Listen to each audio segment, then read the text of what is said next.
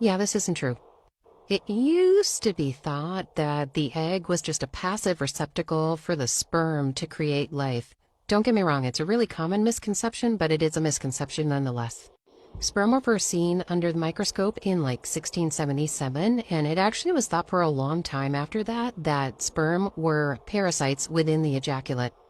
That didn't change until 1870s when a scientist was able to demonstrate fertilization of sea urchins with sperm and egg.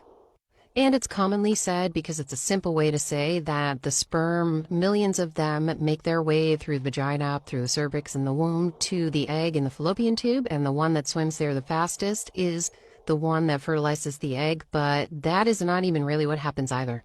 The sperm are modal and they are swimming. However, there is also a lot of passive transport that happens through the uterus and the fallopian tubes, propelling the sperm along. And it's also not just about which sperm physically gets to the egg first, because the egg does release some chemical factors that help attract some of the sperms to it. Now, the sperm is the only part that is capable of giving either an X or a Y to the genetics, because the egg can only give X or X.